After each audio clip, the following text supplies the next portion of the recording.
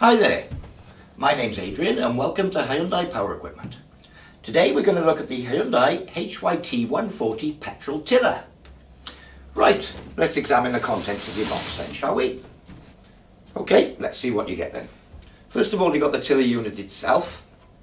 As you can see, it comes mostly assembled other than the two handles and the drag bar. You've got the two handles which are already connected by the control cables, the drag bar, you get a pair of spanners, the spark plug spanner, a user manual and a quick start guide. Okay, let's get straight on with the assembly then. First thing you need to do is to fit the drag bar. So when you look at the drag bar, you'll see that it's got a bend, it's got a short part and a long part. The long part goes furthest most up and you'll see that it's got three grooves. While we're assembling it, we're going to look at the bottom groove. So if we take this clip out of view, which is where it comes transported to you, we're going to fit this bar long side up into the bottom groove. You can simply tip it up, line the bottom groove up with the hole. There we are. And fit the clip. And that's the drag bar fitted in its lowest position. That'll just stop it tipping over while I'm fitting the handles. The next thing we need to do is to remove these 6 bolts. So there are 3 either side. So we'll do that now.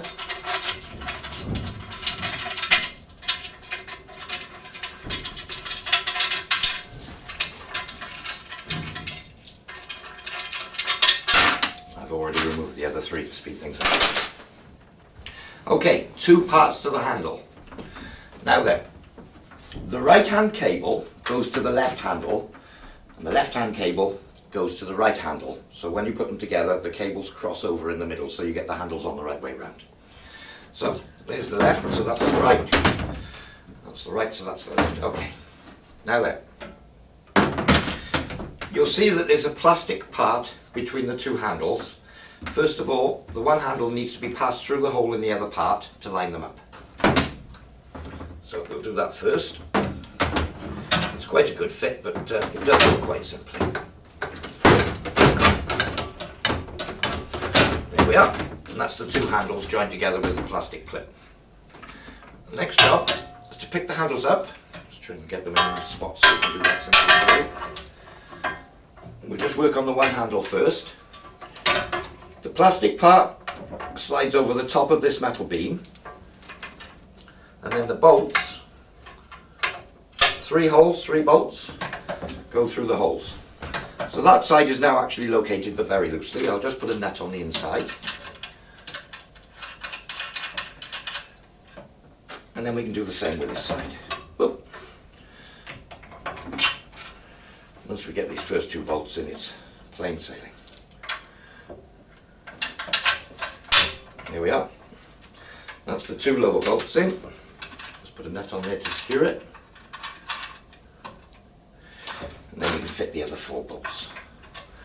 Do it over you so you can see. So just repeat the operation, wriggle and a jiggle through the hole, nut on the inside.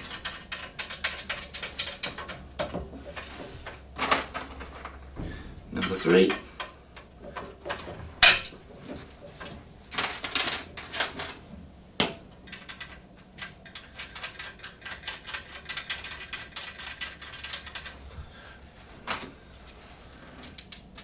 And 4.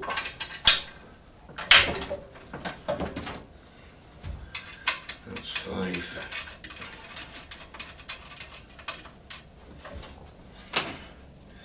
And the last one.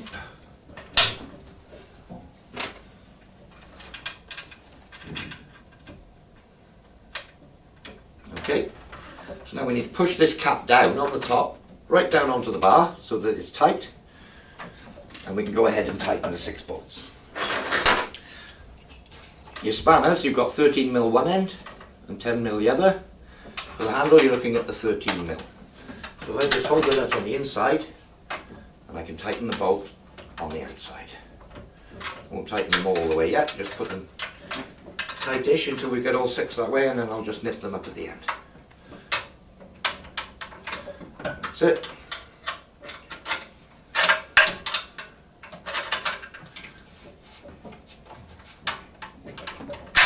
3.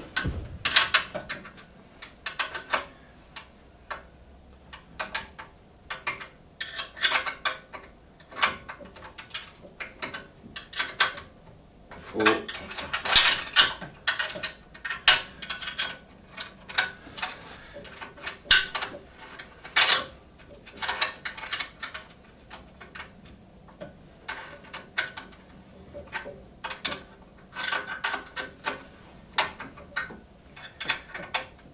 5, and the last one.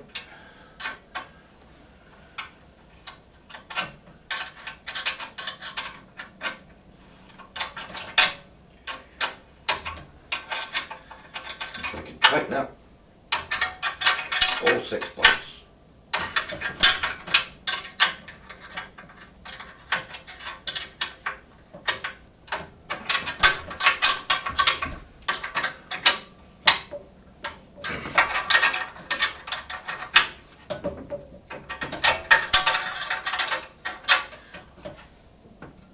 Okay, that's the handle fitted. Now you'll also notice on the handle you have a plastic clip on each handle. Right hand cable comes over onto this left handle with a clip, and the other cable onto the other handle with a clip, and they're both securely located. And that's pretty much your assembly work done. As you can see, it only took a few minutes to assemble, and we're pretty much all the way there. Next thing we have to do, vitally important, is fill the engine with engine oil, and then obviously we're going to need petrol. So what I'll do is spin the unit around to show you where the engine oil goes and how to do it. So it's only lightweight, it's pretty simple for me to spin it round. There we are.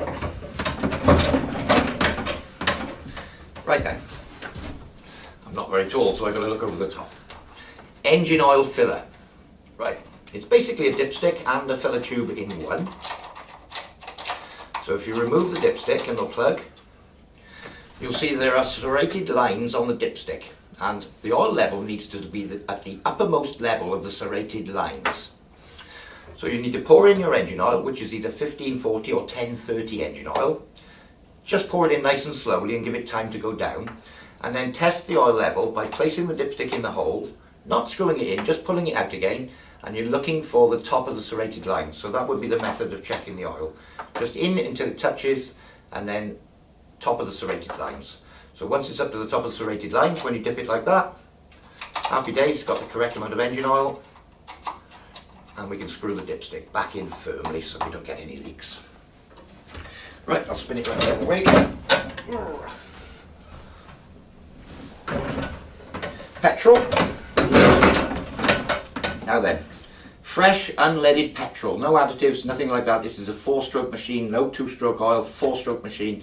Fresh unleaded petrol, straight from your service station, absolutely fine. Unscrew the top, straight in the hole. Try not to overfill it, and if you do splash fuel, wait until it's, wipe it up and wait until it's fully evaporated, there's nothing left before you even attempt to start the engine. And obviously never fill it with fuel while the engine's hot. Should you spill it and you splash onto the exhaust or something like that, you're looking at a fire risk. So just wait till the engine's cold before refilling. Always stop the engine before refilling, and it's fresh unleaded petrol. Okay, so we've put engine oil in, we've put petrol in. It's pretty much ready to go. So the next thing for me to do is to talk you through a few of the features and the starting procedure for your tiller. Right, let's go through a few of the features of your tiller then. First of all, you have the transport wheel. Now this has 2 positions. This is shown in the down position, which is for transport. So you basically just lift the handles up and it'll freewheel along on its wheel to make it easy to transport. And the second position, if you pull the wheel down and out, it'll go up into this upright position, which is out of the way, which is the position you'd use when you're actually using the tiller itself. So this is the in-use position, out of the way. And then down in the bottom position there, it makes it a bit more stable on the bench here, is the transport position. Okay. Next we have the drag bar. This has 3 positions, and this is being shown at the moment in the highest position, which would be the deepest cut. Now you'll see it has 3 grooves in the side of it, so you can lift the back of the machine up and actually remove the pin and go into the 2nd or 3rd groove depending on how deep you want to cut or how deep you're tilling at the time. Next we have the throttle. Now this is all in relation to the engine speed. So fully forward or away from you as you're operating it is the start position and is the highest RPM of the engine. And then as you pull it back, the engine will slow down, and right at the back there is the point at which it basically kills the spark and will switch the engine off. So right back to stop the engine, right forward to start. Next, we have the little clutch handle which starts the tiller blades rotating. Now you'll see it's got a little clip here which stops you pulling it down accidentally. So you need to lift the clip and pull the handle down, and that will start the tiller blades rotating. So that's the tiller blades, the throttle, and the little wheel here. As you can see, you've got all the tiller blades. Now to start the engine, right forward with the throttle. There's a red primer bulb. Let me just bring that in. Here we are. Now this is the primer bulb. Probably 2 to 3 times you'll need to push this after you've put the engine oil and fuel in. So 1, 2, 3, and that squirts a little bit of fuel into the carburetor. You've got the throttle in the full position. Pull start handle. Swift pull starter out until you feel resistance. Back in, and then a sharp pull on the pull start should start the engine, and the engine will start. Once it's started, you can drop the revs back just a little bit, and if your transport wheel was up and out of the way and you were on suitable ground, then you could start to use the machine and start tilling by pulling the handle down, releasing the clip.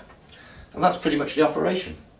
Once you've finished tilling, obviously you get to the end of your strip or whatever, you can let go of the handle, the blades will stop rotating, and to stop the engine, pull the throttle lever right back. That will then kill the engine will stop. And that's pretty much the operation of the machine.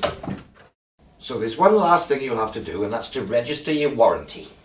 Okay, for that you're going to need the serial number of your machine, and that's written here. It's this long number here.